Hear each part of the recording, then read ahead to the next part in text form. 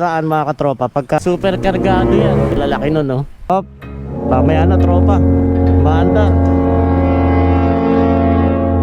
Traffic dito sa may flyover mga katropa. Ito yung sinasabi ko noong nakaraan mga katropa, pagka nandito tayo sa flyover. Ito ay paahon, paakyat. Dalasan talaga, napapatutok tayo.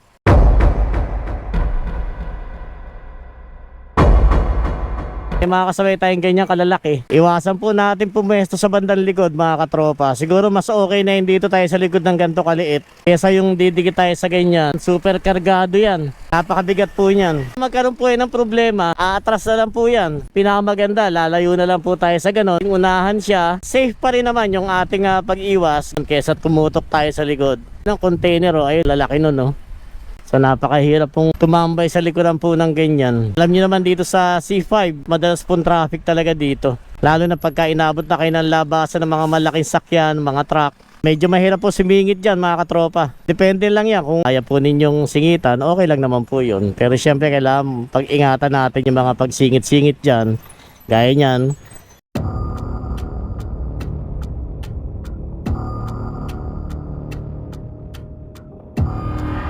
Lalo na pag umaandar po yung truck na malaki or medyo malapad yung motor nyo, hanap na lang kayo na ibang masusuotan. And ingat din po sa pagsingit na ganyan. At mahirap po maipit talaga mga katropa. Basta wag lang kayo tatabi sa malalaki, mahirap po tumabi dyan. Hop, mamaya na tropa, maandar.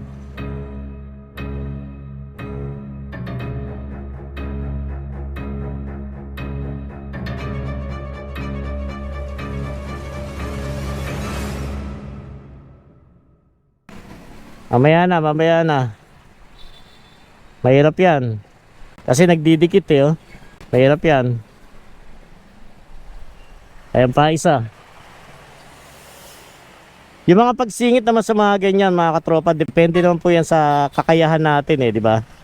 Pero syempre, kahit sabihin natin na kaya natin, mabuti pa rin po yung mag-iingat Kasi yung pagmamadali natin minsan doon po sumasablay. Alam ko naman na yung iba, kaya naman nila, di ba? Depende nga sa tinatawag lang na skills nila sa pagmumotor. Kaya kayang-kaya nila sumingit. Maganda pa rin yung inuuna natin yung pag-iingat Minsan nagagamit talaga yan. Nagkaano pa sila doon, nagkasingitan pa yata.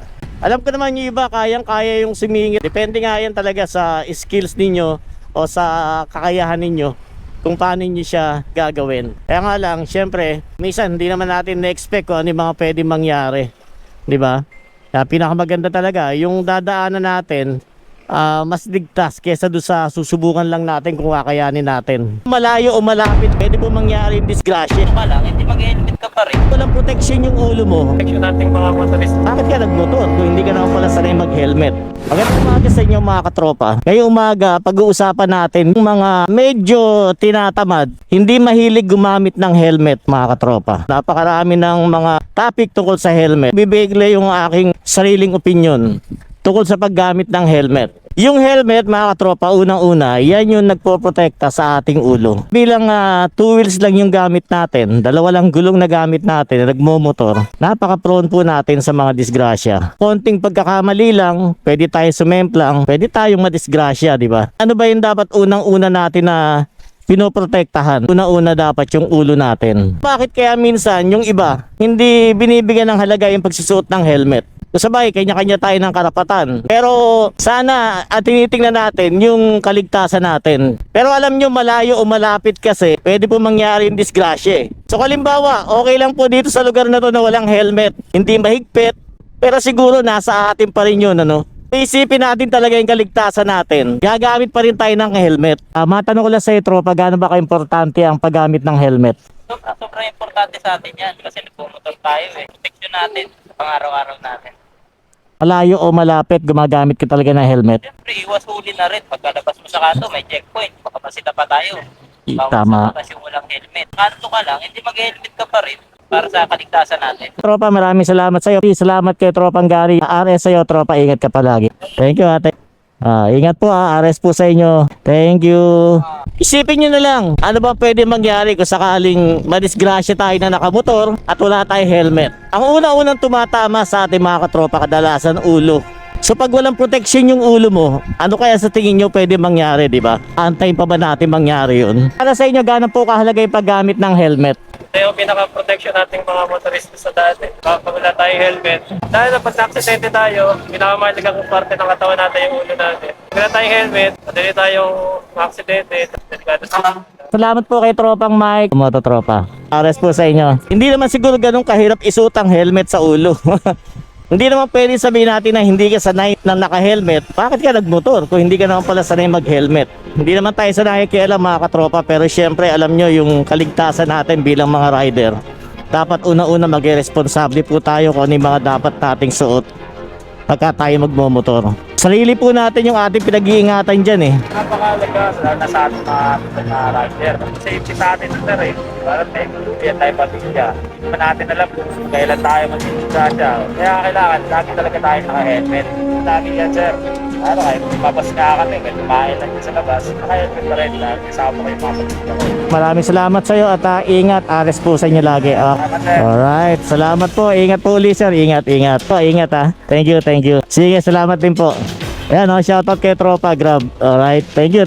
Ayan, shoutout din po kay Tropa. Ingat po ha, ingat, ingat. Thank you. Sa akin lang naman mga katropa, paalala lang. Pinapaalala lang po natin kung ano yung kahalagahan talaga ng helmet. Lalo na pagka ganyan mga tropa, may kasama kayong bata. Pag-isipan po sana natin mga katropa dahil napakahirap po magsisi bandang huli. Gumamit po tayo ng mga tamang gamit para sa kaligtasan natin. Napakahirap po madisgrasya mga katropa.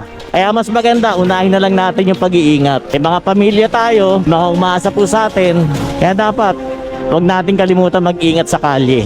Mahalaga po ang helmet mga katropa. Yung simpleng kasuotan na to, ililigtas po nito yung buhay natin. Kaya sana huwag natin kalimutan mag-helmet. Naghahabaan na naman yung mga truck. Pagkaganyan talaga magtatanghali, naglalabasan sila. Kusina muna tayo bago tayo abante. Tsaka syempre dapat malayo yung distansya natin ha. Gaya nyan, may humps pa dito. Tropa, ingat ha, ingat. Kailangan pagkaganyan no. Syempre dapat malayo tayo. Ayan no. Nakikita nyo, medyo malayo naman tayo ha. Tapos may humps. Dahan-dahan lang. Tampasan naman natin yung truck. Basta kailangan medyo malayo yung pagitan natin. Container yun. Ang haba pati nun. Pagka naman ganyan may umatras, hayaan muna natin makatapos mga katropa. Ayun na naman yung truck. Huwag kayong sisingit doon, delikado yun. Tayo nyo muna makalampas.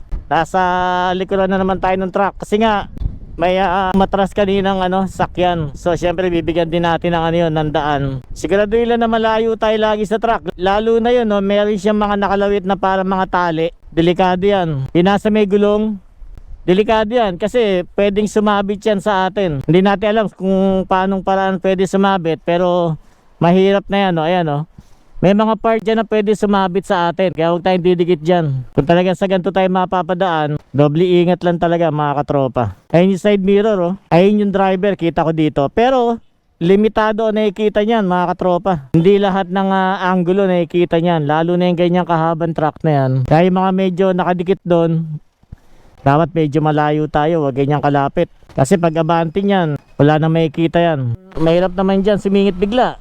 Yan, lalo na yung ganun kakadikit, baka biglang umatras yung truck. May kasalubong ka naman sa kabila dyan. Kaya medyo delikado rin yan. Kailangan silip talaga ng todo.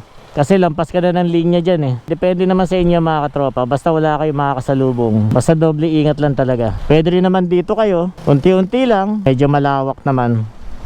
May pagkakataon ka pa tumabi. Sa kabila, may makakasalubong ka ron. Tigil si tropa Yan RS tropa. Yan, ingat po, ingat. Thank you, ingat po. So pagka dito ka talaga dadaan, tsaga-tsaga lang, di ba? Kaya yan, meron pang e-bike at saka may sidecar. Mas mahirap kasi doon sa kabila dahil may kasalubong tayo doon mga katropa. Dito na lang, at least maluwag pa naman dito Lalo na kung di ka naman nagmamadali marami pang truck yan Mahirap pag ka sa kabila dumaan tapos may kasalubong kang mabilis. Baka madali tayo dyan. Kung napunta ka dito sa likod, kailangan medyo malayo ka. Kaya naman ganun tututok din syempre. Ako para sa akin kasi mas maganda na yung mag-intake ka. Wala namang mawawala kung mag-intake Ang mahirap yung magmadali ka at may pwedeng mawala. Alam nyo na yung mga katropa. Pero syempre depende pa rin sa inyo kung ano yung mas pipiliin nyo, diba? Basta kailangan yung mga magiging decision natin, Lalo na rito sa kalye, ayan o, gaya niya may kasalubong. O, mahirap yan ganyan, Diyos ko po. Ingat, ingat, ingat, ingat. Ayan o, ayan po o. Basta siguraduhin lang natin mga katropa, yung mga magiging desisyon natin sa kalye ay laging ligtas para makauwi rin tayo ng maayos sa ating mga pamilya. Okay? Pag ganito kaliit, pwede ka naman simingit dyan. Basta maganda yung distansya, ayan, ganyan. Pwede naman yan. Wag lang talaga yung may kasalubong kang ganun kalaki o gaya kanina. Naku po, ang laki nun. Konting gewang mo lang doon o mali ng liko, pwede ka na sumabit. Pag sumabit ka doon, yun na yun. Kaya doble ingat tayo mga katropa. Pwede tayong lumbas dito ngayon. Ayan, o ayan. Okay naman yan yung ganito. Yan. Okay, basta distansya lang. Alam niyo yung ganito, yung katapat mong gano'n, nakakatakot din to. Okay, hindi umaandar yan. Kasi isipin mo kung paano biglang bumagsak yan, di ba? Wala kang kalaban-laban. Ayan o, ang haba niyan eh. So antay lang natin na umabante, tas kakaliwan tayo mga katropa. Ayan o, si tropa sa kaya susuot to. Dahan-dahan lang ha tropa, ingat lang, huwag magmamadali. Nako. Ayun o, gaya no, simingit siya ron o. Nako. Yan ang delikado yung ganyan. Pag biglang umabante yan, nako. Yan, yung mga gano'n mga katropa, huwag tayo masyadong susugal sa mga gano'n. Napakadelikado po nun. So ayan, nabante na tayo mga katropa. Kailangan kita tayo ng truck sa likod. Baka umabante bigla. Okay. Delikadong ginawa ni tropa kanina. Paano kung biglang umabante yan? Yari tayo dyan, nako. Ayun. So pwede tayo kumaliwa, semenyas na. Pwede rin tayong kumaliwa. Paunahin lang natin yung truck. Mahirap talaga pag marami ang kasabay na malalaki mga katropa. Dapat talaga ingat, ingat. Yan. Huwag tayo magmamadali. Napakadelikado. Okay, sa paunahin lang natin yung truck mga katropa kasi medyo mahirap na simingit-singit dito. Ayan o. Okay, sa ilang mga katropa. Ares po sa inyong lahat. At syempre, keep safe puli sa inyo. Nasa atin pa rin po yung decision mga katropa. Habang tayo nasa kalye. Basta kailangan doble ingat po tayo para makauwi tayo lagi ng maayos at ligtas sa ating mga bawat pamilya. Alright?